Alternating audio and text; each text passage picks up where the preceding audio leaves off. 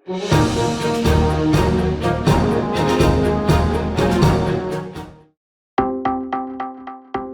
முழுக்க அவனோடு இருந்ததால் உடல் முழுவதும் சோர்வாக இருக்க செல்லமுத்து தள்ளியதில் உடல் பலம் இழந்து நிலா மயக்கமுற்றாள்.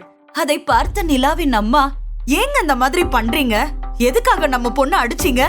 நிலா, நிலா என்று அவளை எழுப்ப போக செல்லமுத்து அவளை ஓங்கி ஒரு அறை விட்டார்.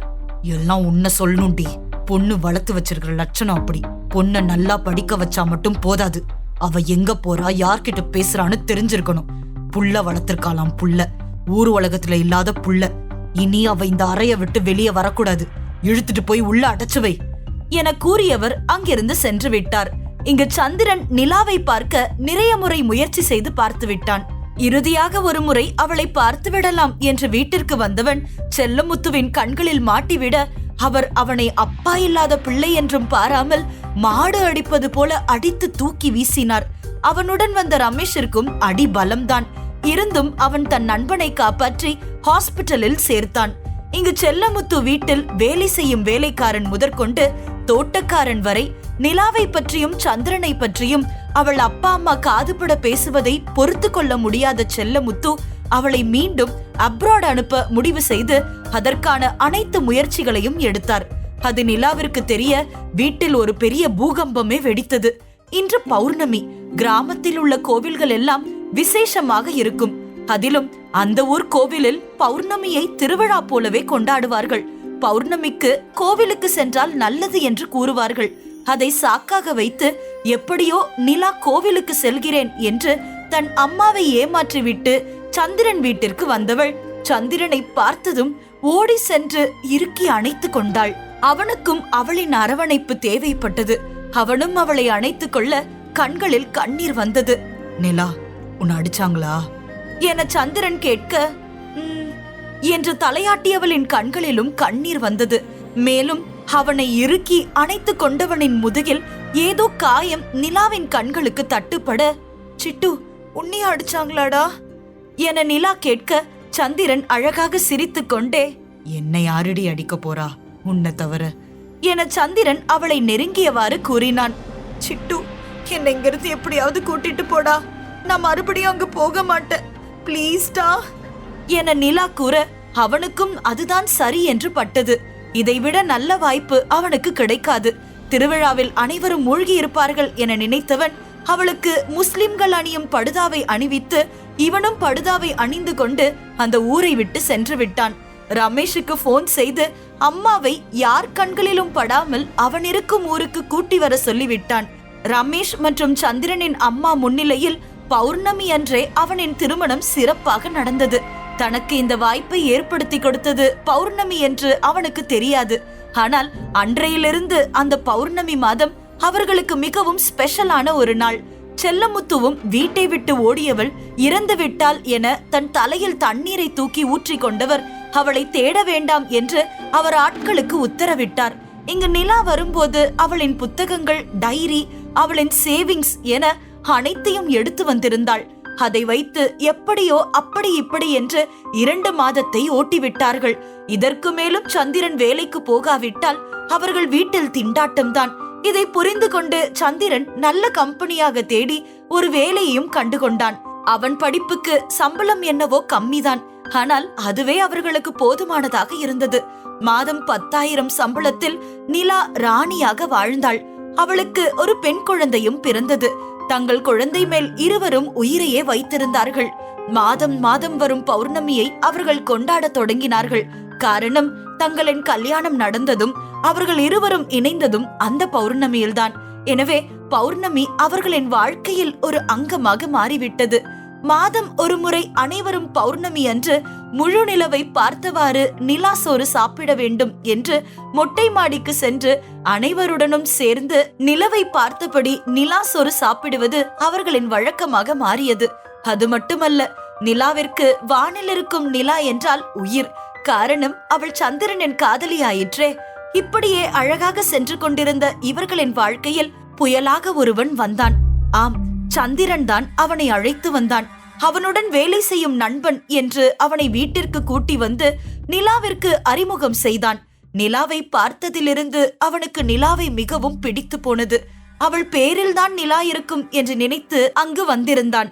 ஆனால் அவள் நிறத்திலும் நிலவை போன்று வெண்மையுடையவள் என்பதை பார்த்தவனின் கண்கள் அதிர்ச்சியில் அகலமாக விரிந்தது.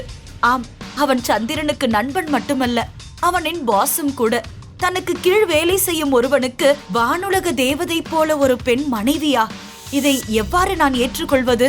இல்லை, இவள் எனக்கு மனைவியாக வேண்டும், இவள் என்னவள் ஆக வேண்டும் என்று நினைத்தவன் முதலில் அவளிடம் பேசி பார்க்க தொடங்கினான்.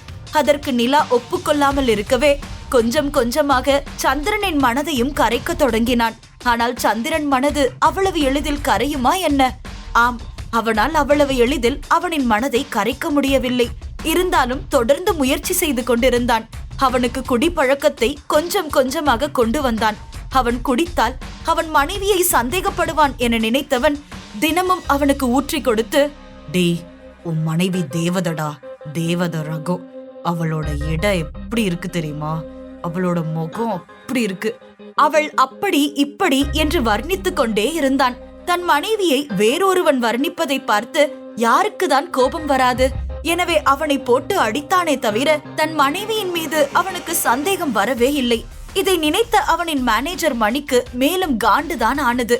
ஒரு நாள் மேனேஜர் மணி சந்திரனை வேலை விஷயமாக வெளியில் அனுப்பியவன் அன்று நிலாவின் வீட்டிற்குள் ஆளில்லாத நேரமாக பார்த்து நுழைந்து விட்டான். இங்கிருந்து கிளம்பு, ஏன் இப்படி என்ன டார்ச்சர் பண்ற என நிலா எவ்வளவு சொன்னாலும் விடாதவன் அவளை இறுக்கி அணைத்து முத்தமிட முயற்சித்தான். அவன் மெயின் பார்ட்டிலேயே ஒரு உதைத்தாள் நிலா. அவன் ஐயோ அம்மா என அலற அவன் கன்னத்தில் ஓங்கி ஒரு அறை விட்டாள் நிலா. அதில் மணி சற்று தடுமாறி நிலாவை முறைத்து பார்க்க, என்ன தாண்டா உனக்கு பிரச்சனை? உன்னை பத்தி என் புருஷன்கிட்ட சொல்ல எனக்கு ஒரு நிமிஷம் போதும். சரி, ஏதோ நீ அவருக்கு வேலை கொடுத்த அப்படிங்கிற ஒரே காரணத்தினால நான் உன்னை சும்மா விடுறேன். முதல்ல இங்க இருந்து போடா என அவள் கத்தினாள். இவ்வளவு துணிச்சலாக நிலா இருப்பாள் என்று சற்றும் எதிர்பாராதவன் அந்த துணிச்சலையும் ரசித்தவாறு அவளின் இடை தெள்ளத் தெளிவாக தெரிவதை பார்த்தவாறு அதை ஒரு முறையாவது தொட்டுவிட வேண்டும் என்ற எண்ணத்தை கட்டுப்படுத்தியவன் அங்கிருந்து சென்றான். இப்படியே சில நாட்கள் ஓடிவிட சந்திரனின் நடத்தையில் மாறுதல் அவளுக்கு தெரிந்தது. முதல் முறையாக நிலாவை அடிக்கலாம் ஆரம்பித்திருந்தான். இப்பொழுது எது கேட்டாலும் அவளை திட்டுவதும் அவளை அடிப்பதுமாக மாறினான். அந்த மாற்றத்திற்கு காரணம் புரியாமல் தவித்துக் கொண்டிருந்தவளுக்கு ஒரு நாள் அவன் குடித்துவிட்டு வந்து உளறியதில் எல்லாம் புரிந்தது. எனக்கு எப்படி உன்னால துரோகம் பண்ண முடியுது? நான் உன்னை எவ்வளவு லவ் பண்ண. சின்ன வயசுல இருந்து நீ தாண்டி என் உயிரு. இப்பவும் தான். ஏண்டி, ஏன் இப்படி பண்ண? எதுக்காகடி இப்படி பண்ணுன? அன்னைக்கு மணி என்னைய மாலுக்கு பக்கத்துல ஒரு வேலையா அனுப்புனான். அந்த வேலையை முடிச்சிட்டு வரையில ஒரு வீட்டுல புருஷன் பொண்டாட்டி சந்தோஷமா இருக்கிற மாதிரி சவுண்டு கேட்டுச்சு. யாருன்னு திரும்பி பார்த்தா அங்க மணி இருந்தான். என்கிட்ட இல்லாதத அவன்கிட்ட அப்படி என்னத்தை தாண்டி பார்த்த என சந்திரன் கத்தினான். அடச்சி பாவி மனுஷா, என்ன சந்தேகப்பட்டுதான் இப்பெல்லாம் நீ போட்டு அடிக்கிறியா? என்கிட்ட பேசாதடா. உன்னை நம்பி வந்ததுக்கு எனக்கு இதுவும் வேணும் இன்னமும் வேணும் என்று நிலா அழுதவள், அந்த நாயை பாத்தியே, அந்த இடத்துல என்ன பாத்தியாடா? நான் அப்படிப்பட்ட பொண்ணாடா? என்ன பார்த்திருந்தா தானே நீ நம்பணும் என நிலா கூற, பார்த்தேன்டி, உன்னை பார்க்கலனா அந்த கடவுளே வந்து சொன்னாலும் நம்பியிருக்க மாட்டேன். என் 2 கண்ணால உன்னை பார்த்தேன் என சந்திரன் கூறினான். என்னையா சொல்ற? என்ன நீ அங்க பாத்தியா?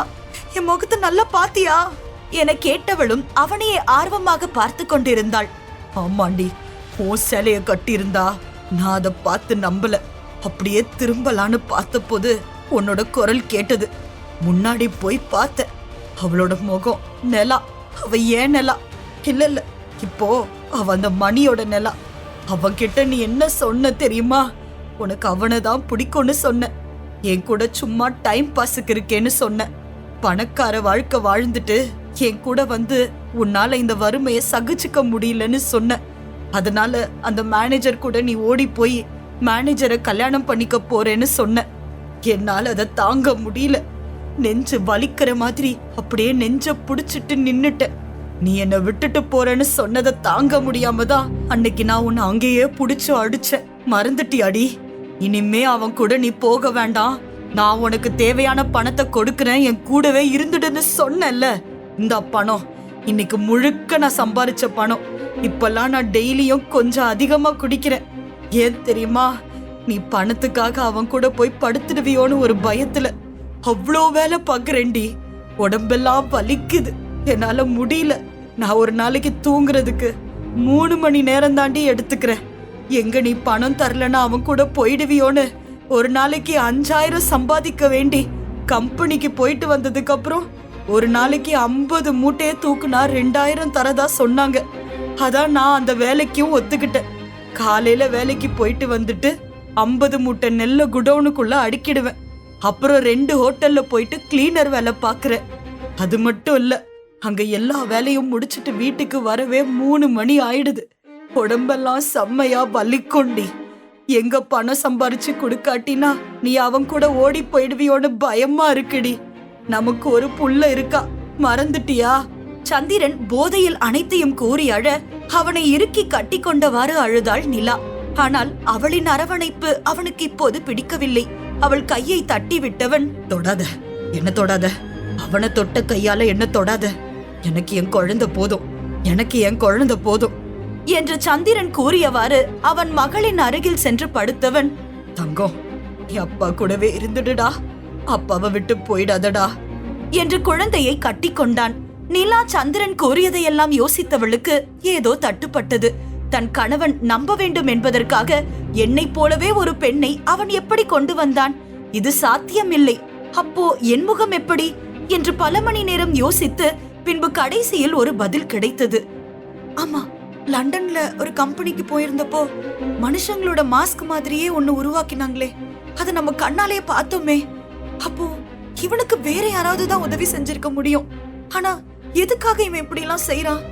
எதுக்காக என் வாழ்க்கையில விளையாடுறான்? அவன் சொன்னதெல்லாம் அவர் நம்பல. அவர் கண் கொண்டு பார்த்ததை நம்பிதான் நான் அவன் கூட போயிடுவேன்னு முடிவு பண்ணிட்டாரு. இப்ப கூட நான் சந்திரனை விட்டு போக கூடாதுன்றதுக்காக சந்திரன் ஒரு நாளைக்கு எவ்வளவு வேலை செய்யறான். இல்ல, இதுக்கு இன்னைக்கு ஒரு முடிவு கட்டியே ஆகணும் என்று மணிக்கு போன் செய்தாள் நிலா.